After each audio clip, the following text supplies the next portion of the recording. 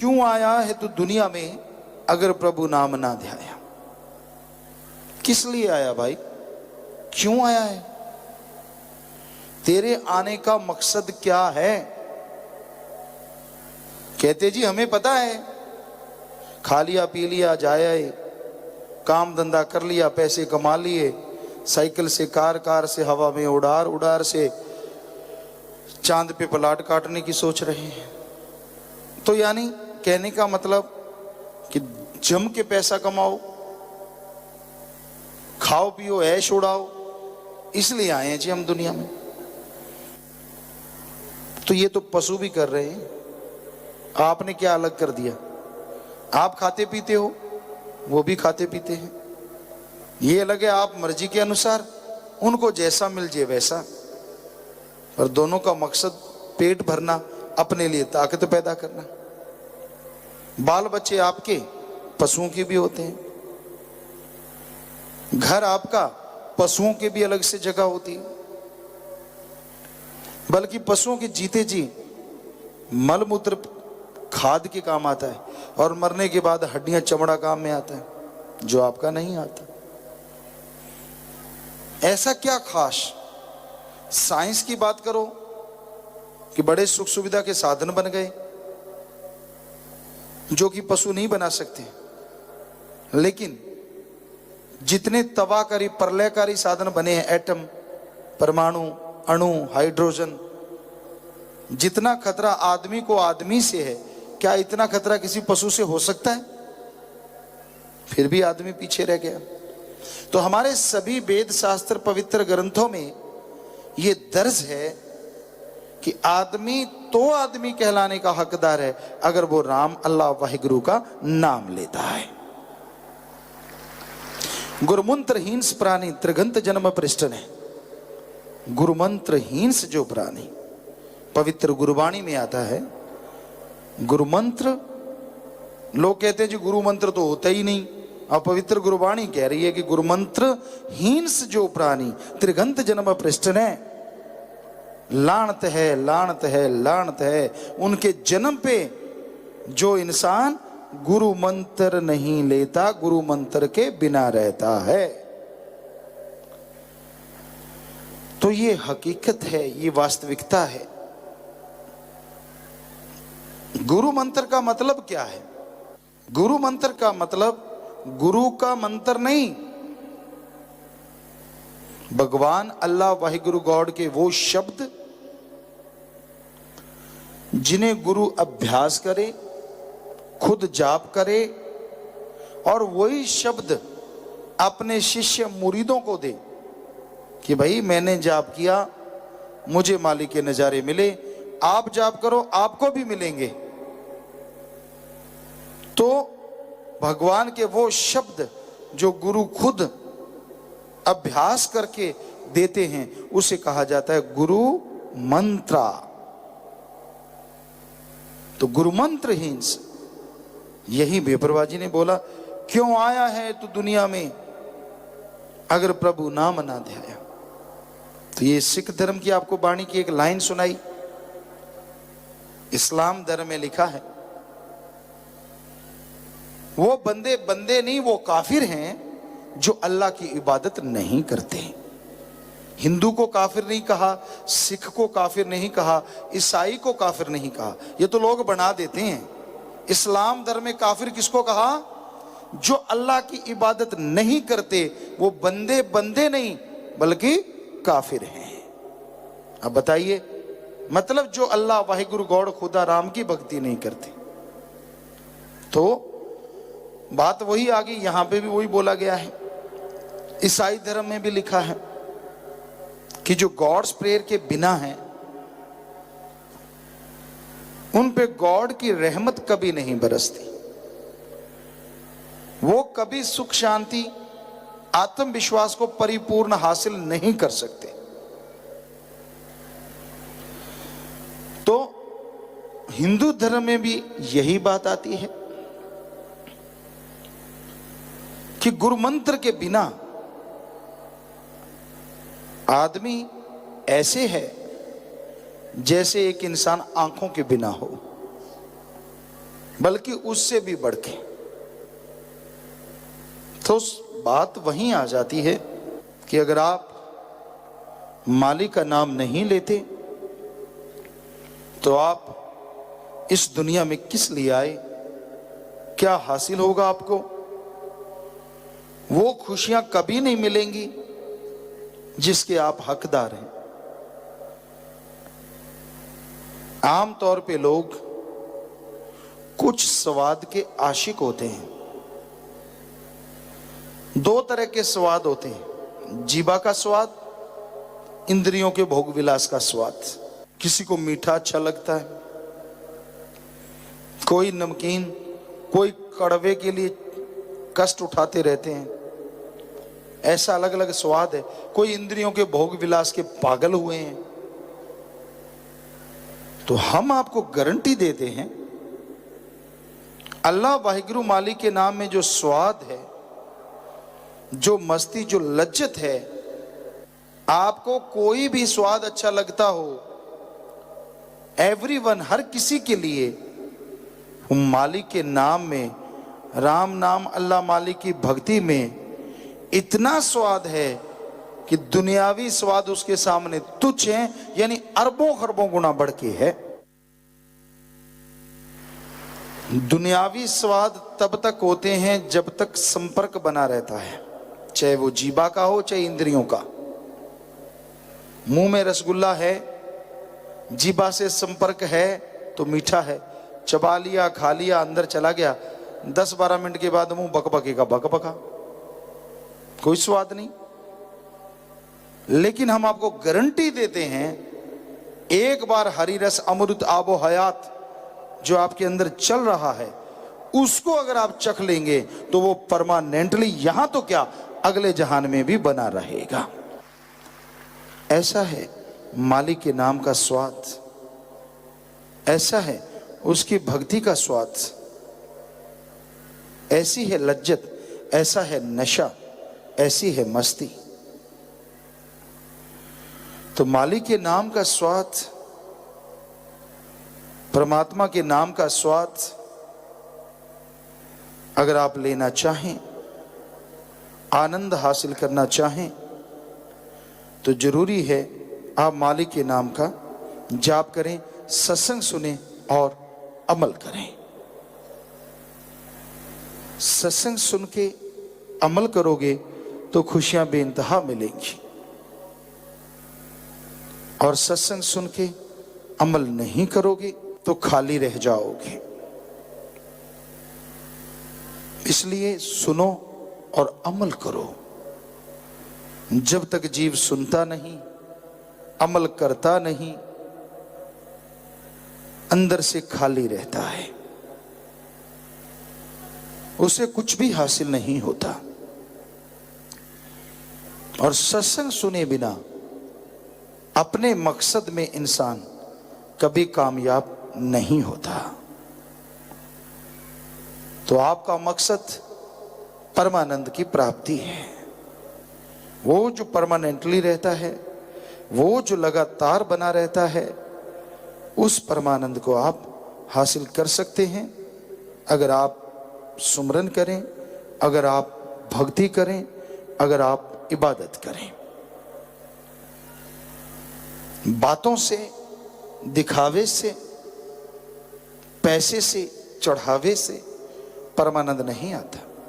हां, आप सुमरण करते हो तन मन धन से, परमार्थ करते हो, तो अंदर बाहर की तमाम खुशियां आपको मिलेंगी ही मिलेंगी।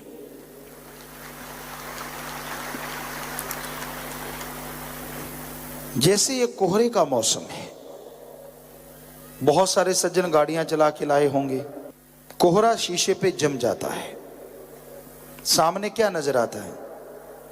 कुछ भी नहीं। या तो वाइपर आप चलाते हैं, या किसी की गाड़ी में कोई ऑप्शन है कि वो हीट वाला शीशे पे पड़ता हो, हीटर या हवा एसी की या कुछ भी, तो उससे वो शीशा साफ हो जाता है। वैसे अल्लाह वाहिगुरु आपके अंदर है, और काम वासना क्रोध लोभ मोह अहंकार मन माया की धुंध आपकी आत्मा के रूपी शीशे पे पड़ी हुई है। वाइपर चलाना है, हीटर चलाना है, ताकि वो धुंध, वो पानी वहां से हट जाए। स्विच आपके पास है, लेकिन आपको तरीका नहीं आता। वो तरीका सत्संग में बताया जाता है। उधर तो आप बटन ऑन करेंगे, कुछ ऐसा चल पड़ेगा, इधर खुद का बटन ऑन करना है। और वो बटन ऑन होगा गुरु मंत्र, कलमा, मेथड ऑफ मेडिटेशन या नाम शब्द से। तभी आपके अंदर वो चीज चल पाएगी और आपके धीरे धीरे वो धुंध साफ होती जाएगी, माली का अक्स उभरेगा और फिर वो शीशा भी बीच में से हट जाएगा। आप डायरेक्ट माली के नूरी स्वरूप को मिल पाएंगे। आपको हम कहानी नहीं सुना रहे, हकीकत बता रहे हैं। ये किसी कहानी का पार्ट नहीं है। कहीं आप सोचो कि कहीं कहानी सुनाई जा रही है। सत्संग में हकीकत बताई जाती है, कहानियां नहीं। जो हमने अनुभव किया है 100% आप कर सकते हैं। पर बात है सुमरण करने का, कर्मठ होने का। कर्म जोगी बनिए, अच्छे कर्म कीजिए और जीवा ख्यालों से मालिक का नाम जपिए, तो आप अपने अंदर मालिक के नूरी स्वरूप को हासिल जरूर कर पाएंगे। संत एक गाइड होते हैं,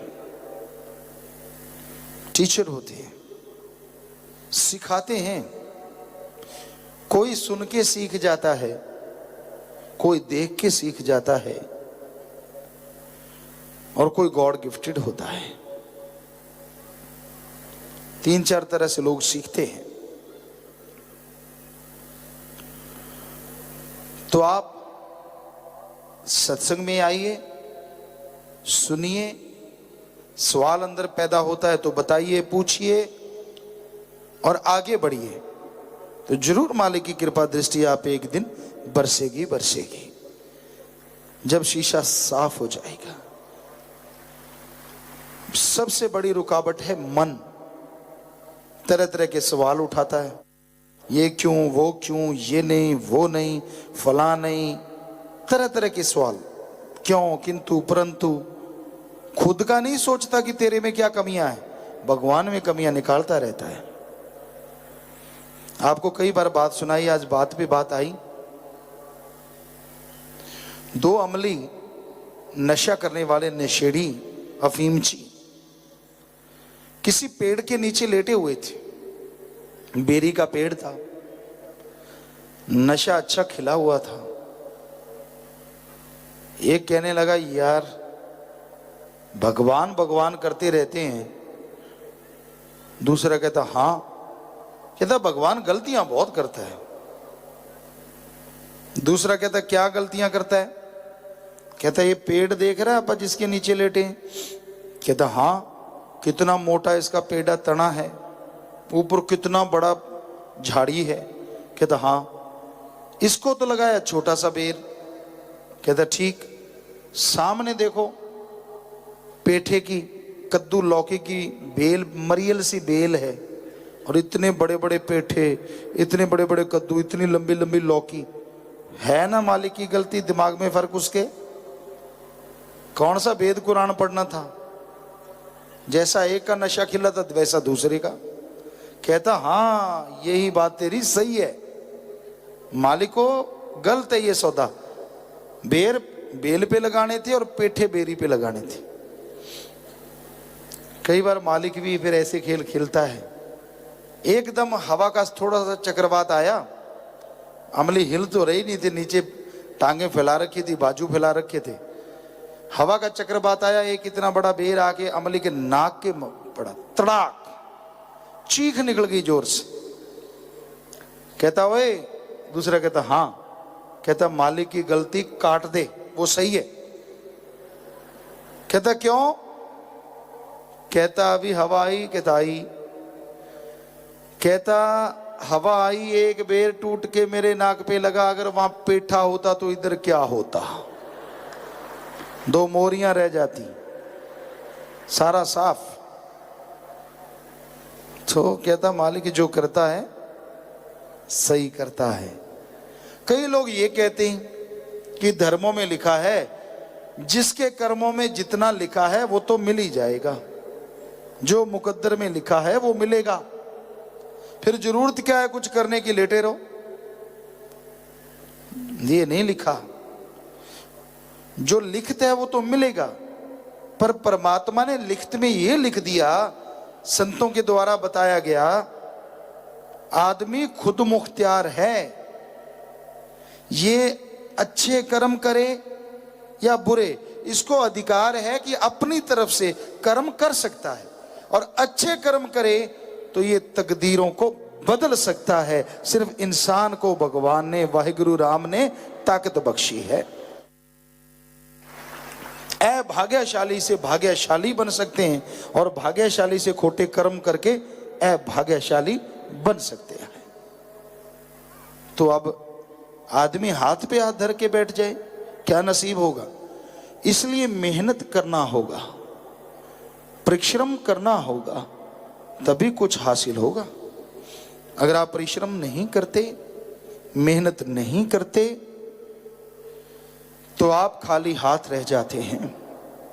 तो अति जरूरी है आप मेहनत करें, प्रभु के नाम का सुमरन करें, ताकि मालिक की तमाम खुशियां आपकी झोली में आ सके। कई कहते हैं जी हम बहुत मेहनत करते हैं, बड़ी मेहनत करते हैं, पर मेहनत का पूरा फल नहीं मिलता। सोने को हाथ लगाएं राख बन जाता है। क्या करें? कर्मों का दायरा बड़ा जबरदस्त है। आप मेहनत तो करते हैं, लेकिन जो संचित कर्म धर्मों में लिखे हैं वो आपकी मेहनत को जला के राख कर देते हैं, वो आपको भोगने पड़ते हैं। इसलिए आप सक्सेस नहीं होते, सफल नहीं होते। फिर कहते हैं जी उन पाप कर्मों को, कर्म चक्र को हटाएं कैसे? दो तरीके हैं, एक तो राम के नाम का जाप करो, और दूसरा तन मन धन से परमार्थ परहित के लिए समय लगाओ, पैसा लगाओ, तन लगाओ। तो यकीन मानो ये दोनों कर्म साथ साथ करने से आपके संचित कर्म कटेंगे और राख भी आपके लिए सोना बन जाएगी। और कोई जादू मंत्र नहीं है, वो सब बकवास है। ये डाल लो, वो डालो, वो तो एक मनोवैज्ञानिक लाभ हो जाता है। आपको लगता है मैं अकेला नहीं, मेरे साथ तावीज है, मेरे साथ फलां है, और उसमें होता हवाता कुछ नहीं है। तो भाई अगर वाकई आप मालिक की खुशियां हासिल करना चाहते हैं, उसकी कृपा दृष्टि के काबिल बनना चाहते हैं, तो आप अपने अंदर की मैल साफ करो, अल्लाह वाहिगुरु मालिक के नाम से जुड़ो। दिखावों में कुछ नहीं पड़ा, वो तो पाखंड है। पाखंड में कछु नाही साधो, पाखंड में कछु नाही रे, पाखंड या नर भोगे 84, खोज करो मन माही रे। दिखावे ना करो, दिखावे में मन आपको रगड़ देगा। भक्ति करने लग गए, 10 लोग करें ओ भगत जी, और भगत जी है नहीं भगत जी, लेकिन धरती से 2 फुट ऊपर चलने लगे। कहता मैं ही भगत हूं, बाकी तो सब पीछे छूट गए। नाम ध्याने वाले अहंकार में ना आना, करी कराई भक्ति माटी में ना मिलाना। यानी औरों को तो छोड़ो, जो परमात्मा का नाम लेते हैं उनमें भी अहंकार आ सकता है।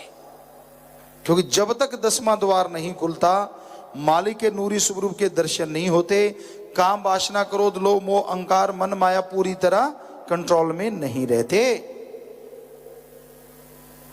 कोयलों में आग जलती है, लकड़ी जलती है, उनके कोयले बनते हैं। थोड़ी मोटी राख डालने से वो बुझती नहीं, बल्कि अंदर ही अंदर आग उसके छुपी रहती है। उसी तरह सेवा करने से, राम नाम जपने से थोड़ा थोड़ा आपके ये काम वासना क्रोध लोभ मोह अहंकार मन माया ये दबे रहते हैं, बिल्कुल खत्म नहीं होते। क्या पता कब हवा का झोंका आए और वो आग सुलग उठे। उसी तरह पता नहीं कब कौन सा आपका कोई कर्म आ जाए और आप फिर से इन सातों के चक्रव्यूह में उलझ जाएं। उसके लिए तो एकमात्र उपाय है कि ये 10वां द्वार ही खोलना होगा, मालिक के नूरी स्वरूप के दर्शन करने होंगे। तो हम आपको गारंटी देते हैं सातों आपके नजदीक भी नहीं आएंगे। तो ये जरूरी है अपने आप को साधना। जब तक अपने आप को साधोगे नहीं, मन इंद्रियां काबू में नहीं आएंगी। देखना, सुनना, चखना, स्पर्श, ये सब आपको गलत तरफ लेके जाएंगे।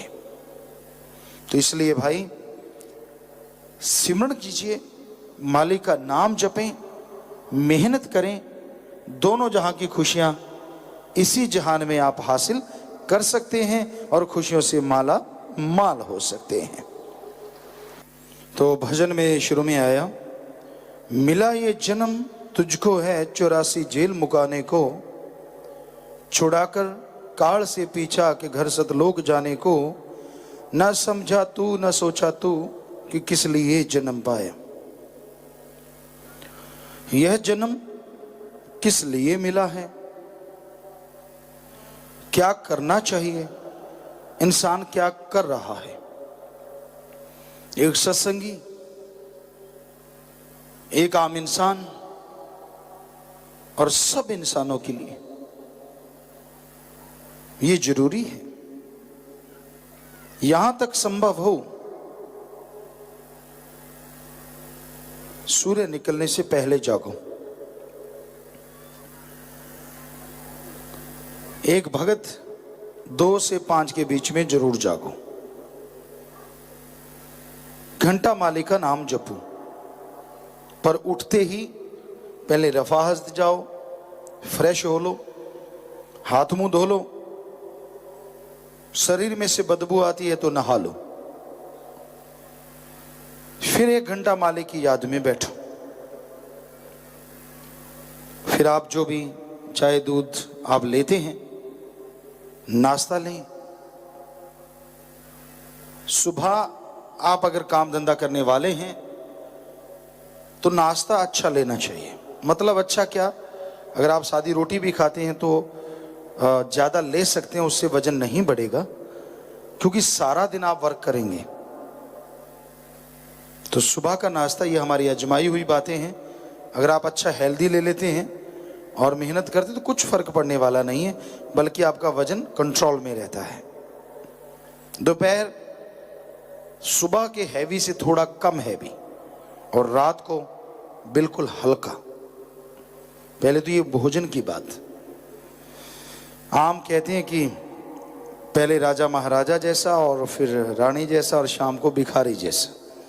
ये कहावत एक बनी हुई है और वो हकीकत है, ऐसे नहीं बनाई होती, क्योंकि राजा महाराजा बहुत ज़्यादा खा जाया करते हैं, रानी थोड़ा सा फिक्र फुकर का चक्कर होता है, खाती तो वो भी हेल्दी है, लेकिन दोपहर को वो थोड़ा सा उससे हल्का, और शाम को फिर भिखारी बेचारा जैसा तैसा थोड़ा रूखा सूखा मिला, तो आदमी की सेहत बहुत अच्छी रहती है। रात को जो ज़्यादा ठोकते हैं निकल भी ज़्यादा जल्दी बाहर आता है। फिर कोसते हैं पानी से ही मोटा हो गया। पानी से मोटा होना लगता तो नहीं है, क्योंकि शरीर में लगभग शायद 90% पानी ही पानी है। तो खाने का सही तरीका होना चाहिए। खाने को पियो और पीने वाली चीज को खाओ। आपको लगता है ये तो उल्टा काम है, नहीं, ये सीधा काम है। खाने को दांतों से इतना चबा दो कि ऐसा लगे जैसे अब पी गए हों।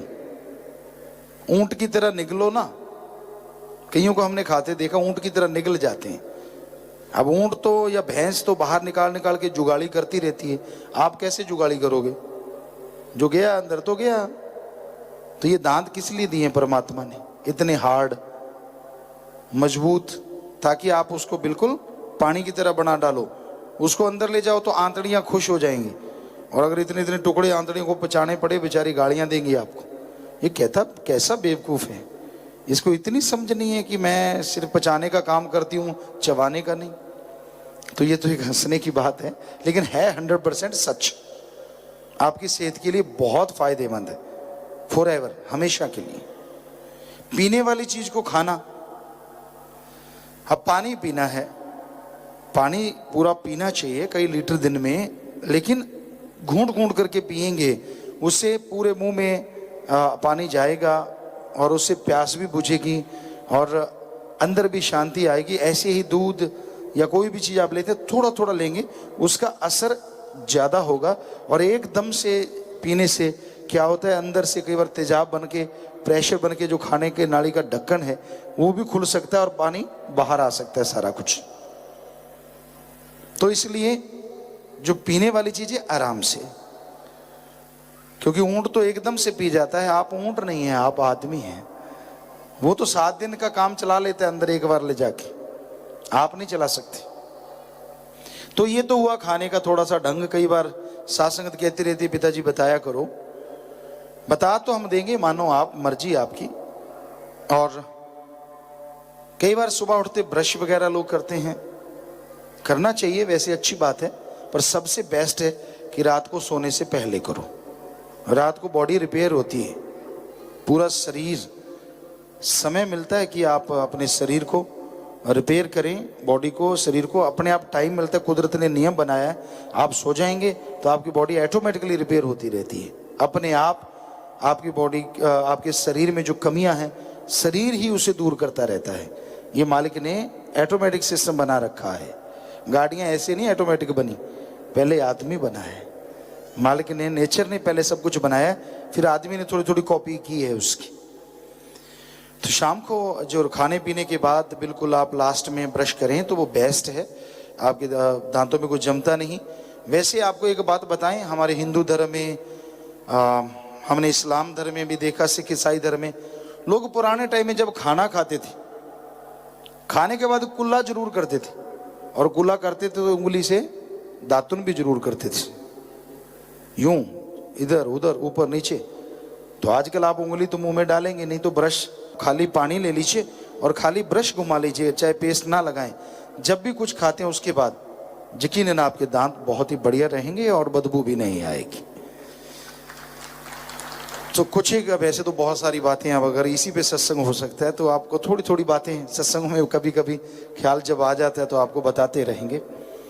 और फिर है रूहानियत के अनुसार, आप सुबह उठे हैं, फ्रेश हो लिए हैं, नहा लिए या मुंह धो लिया है, फिर आलती पालती मार के या कुर्सी पे बैठ के, कोई बुजुर्ग जिनके पाँव नहीं मुड़ते, घुटनों में दर्द है, तो आप बैठ के सुमन खींचे, घंटा करें, आधा घंटा करें, ना से तो 15 मिनट भी बहुत ही बढ़िया है, करें से। फिर जैसे आपको बताया, आप जो खाना पीना चाहते हैं, वैसे तली चीज़ों में स्वाद होता है, ताकत नहीं होती, बीमारियां ज़्यादा होती हैं, फ़ायदा नहीं होता। तो इसलिए स्वस्थ खाएं, स्वस्थ रहें, और उसके बाद मेहनत करें। जो भी आप खाना खाने लगते हैं, ओम हरि अल्लाह राम को याद करें, चाहे 2 सेकंड के लिए नाराई लगा दीजिए, धन धन सदगुरु तेरा ही आसरा। ऊंची आवाज में नहीं, अंदर ही अंदर लगा दीजिए, क्योंकि धन धन, धन्य है सतगुरु अल्लाह वाहिगुरु गौड़ खुदा राम तेरा ही आसरा, ये सर्व सांझा नारा है। और साईं मस्ताना जी महाराज के वचन सच्चे दिल से लगाओगे तो दरगाह में भी मंजूर जरूर होगा। बन गया काम, खाना भी खा रहे हो और भक्ति, मालिक की दरगाह में अपनी हाजिरी भी लगवा दी कि मालिक मैं तुझे याद कर रहा हूं। और वो याद करके जो खाना खाएंगे उसका फायदा ज्यादा होगा, लाजमी होगा। कोई अच्छा कर्म करने शुरू करते हैं, पहले बुजुर्गों को देखा, बीज डाला करते थे, पंजाब में बैलों के द्वारा, राजस्थान में ऊंटों के पीछे। तो जो पहली झोली बीज की ऐसे बांधे होते थे बीज, और यूं झोली ऐसे दाने निकाल के डालते जाते थे, पहला उसको लगाते थे जिसको मालिक का नाम लेना आता हो। तो वो बीज डालता जाता था, तो मालिक का नाम लेके फिर क्या प्रार्थना करता था, किसी पशु के भाग्य का, किसी चिड़ी पक्षी के भाग्य का, किसी राहीगीर के भाग्य का, किसी भूखे प्यासे के भाग्य का मालिक पैदा कर देना, जिसको देना तू दे देना। मतलब कितनी बढ़िया हमारी संस्कृति है ना, कमाल। बीज बीज रहे हैं तो भी परमार्थ दिमाग में है, और आजकल तो सारा कुछ रगड़ रहे हैं, परमार्थ का तो नाम ही नहीं याद, सब कुछ किए जा रहे हैं, बल्कि बीज बीज के कहेंगे मेरे हो जाए, इसके पत्थर बन जाए साथ वाले की। जबकि वो कहते थे कोई पक्षी आए उनके भाग्य का, जानवर खाना चाहे उनके भाग्य का, कोई राहगीर वहां से गुजरेगा उसके भाग्य का, कोई मेहमान आता है उसके भाग्य का। मालिक पैदा कर देना। तो आप क्या सोचते हैं पैदा नहीं होता था? पहले पैदावार कम होती थी? जी नहीं, बहुत पैदावार होती थी, बेहद पैदावार होती थी। राजस्थान में हम जिस एरिया में रहे, बरानी इलाका था, पानी बरसात के से फसल होती थी, और हमने बिल्कुल छोटे से थे, उसी खेतों में से 15-15, 10-10 ट्रक दानों के भर के शहरों में बेचे हैं। जबकि आज उन्हीं खेतों में उतनी पैदावार नहीं होती। ये हकीकत है। तो आप जब खाना खाएं, जब कोई अच्छा कर्म करें, मालिक को चाहे कुछ सेकंड के लिए याद करें, याद करें। बच्चे करते हैं जब पेपर आते हैं, बच्चे करते हैं जब गेम खेलते हैं। आ जाओ पिताजी, अब आप आ जाओ, बताओ, आप कुछ नहीं करना, आप आ जाओ, आओ भगवान जी, आओ अल्लाह जी, आओ राम जी। तो वो तो आएगा, पर आगे करने वाला भी तो चाहिए जिसमें बैठ के वो करेगा। मेहनत तो आपको करनी होगी ना। इसलिए हिंदू धर्म में लिखा है, हिम्मत करे अगर इंसान तो सहायता करे भगवान, हिम्मते मर्दा मदद खुदा। आप हिम्मत कीजिए, मालिक मदद करेंगे। सही टाइम पे भोजन लीजिए, टाइम फिक्स कीजिए, जैसे सुमन का, खाने पीने का। 8 पहर मत खाओ। कई होते हैं 8 पहर में खाते हैं, कई 8 पहर खाते हैं। जब मिल गया थोड़ा सा उठाया, कचर कचर कचर, जब मिल गया थोड़ा उठाया, कचर कचर कचर। आजकल आम सी बात है ये। लेकिन टाइम फिक्स हो तो उसमें जो डाइजेस्ट सिस्टम है वो सही रहता है। आंतड़ियों को टाइम मिलता है कि वो आपके भोजन को पूरा डाइजेस्ट हजम कर दें, उसके बाद आप खाएं। तो टाइम सेट हो, आप काम धंधा करें, मेहनत करें। समय अपने बच्चों के लिए, बेटे बेटी के लिए, पत्नी के लिए, माँ के लिए, बाप के लिए भी निश्चित करें। उनके प्रति भी आपके फर्ज हैं। सारा दिन रोबोट बन के ना घूमते रहा करो। ऊपर से गालियां और देते हैं, तेरे को पता नहीं मेरे को काम धंधे की कितनी टेंशन है। वो किधर जाए भैया अगर तुझे टेंशन है तो? ठीक है, काम धंधे की टेंशन है, उसमें परिवार को सहयोग करना चाहिए, इसमें कोई गलत बात नहीं, पर हमेशा तो नहीं टेंशन रहती। उनके लिए भी तो टाइम देना जरूरी है। फिर सुबह शाम मालिक के लिए टाइम देना, ताकि सारा टाइम सही चलता रहे। असल में तो कुंजी मालिक वाले नाम से ही स्टार्ट होती है, गाड़ी वहीं से स्टार्ट होती है। तो सुबह शाम, शाम का टाइम रोटी से पहले या रोटी के 2.5-3 घंटे बाद आप मालिक को याद कीजिए। तो फिर सोने जा रहे हैं, सोए लेटे लेटे भी जब आप नींद में जा रहे हैं तो आप उस समय भी मालिक को याद करें। नींद भी अच्छी आएगी। सपने अगर गलत आ भी गए तो उनमें कर्म ही कटेगा, आपका नुकसान नहीं होगा। भाई हमने तो आपको दिनचर्या बता दिया, खूब सो, पर इतना भी ना सो कि बस सोते ही रह जाओ। सोना आदमी के लिए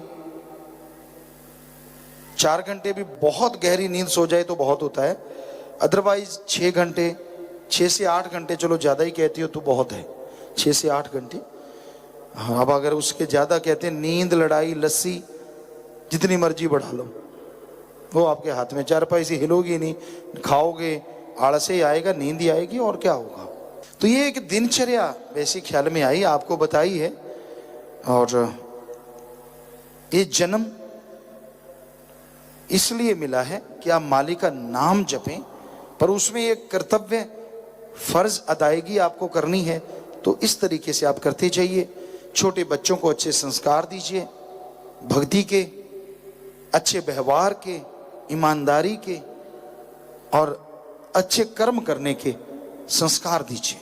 उनके सामने कोई बुरा कर्म ना करो, क्योंकि बच्चे ज्यादातर माँ बाप, दादा परदादा, बड़े भाई बहनों से सीखते हैं। तो भाई आगे आया, जन्म तो और भी पाए थे मगर तेरे काम नहीं आए, नहीं अधिकार था उनको जो जी चाहे वो कर पाए, मिला सरदार जन्म तुझको सभी अधिकार है पाया।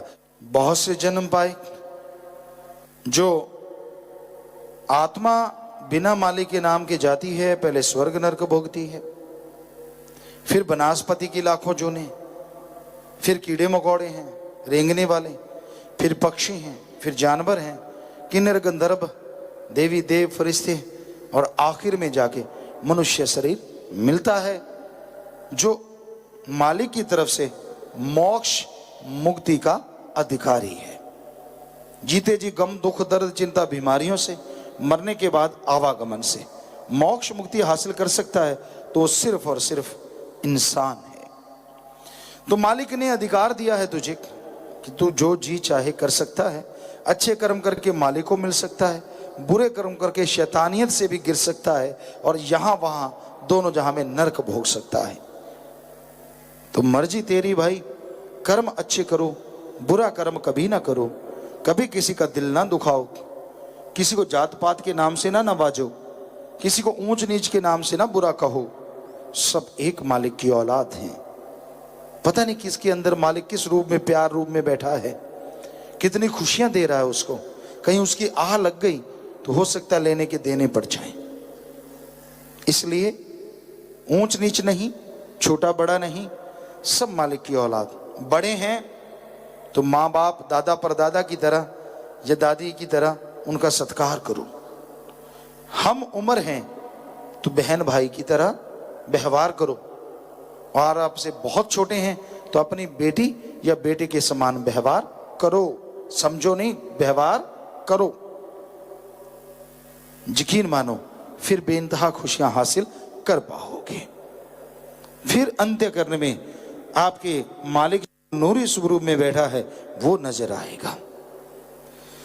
तो भाई संत अपना जो भी कर्म करते हैं दूसरे को सुख देने के लिए, हर कर्म कर जाते हैं, मालिक से दुआ करते हैं, बोझ उठा जाते हैं।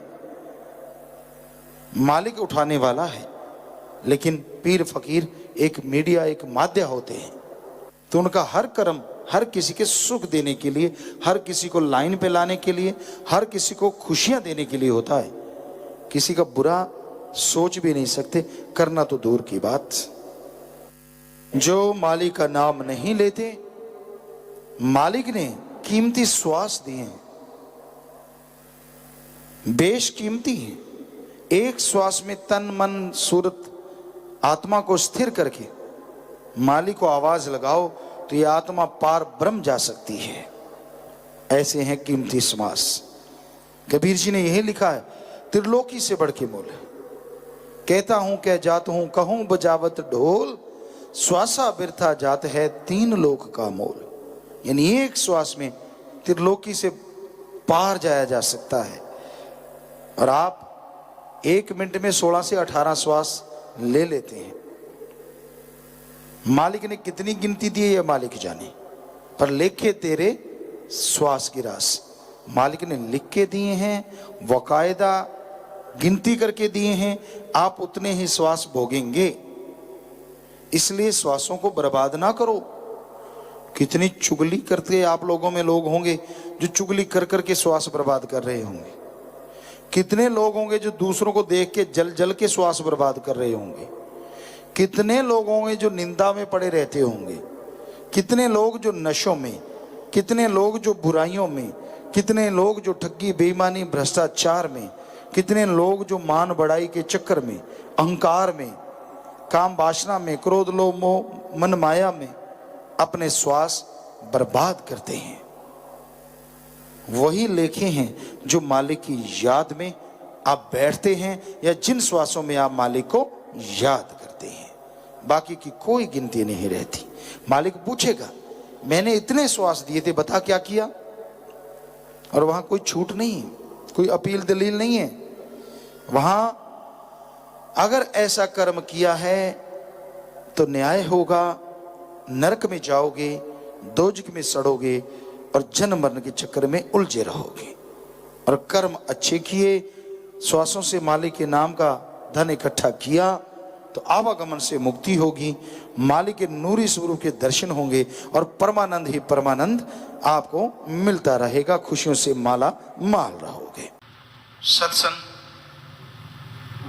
यहाँ एक अल्लाह वाहिगुरु मालिक की चर्चा होती है। यहाँ परम पिता परमात्मा से मिलने का ढंग सिखाया जाता है। यहाँ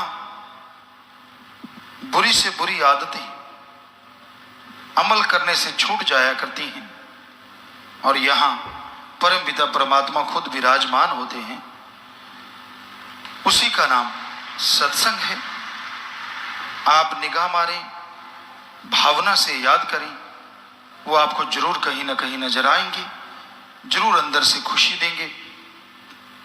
तो इसलिए सत्संग का जो क्षेत्र है, यहाँ साथ संगत सुबह शाम राम नाम अल्लाह मालिक की चर्चा सुनती है, वो बहुत ही पाक पवित्र हो जाता है।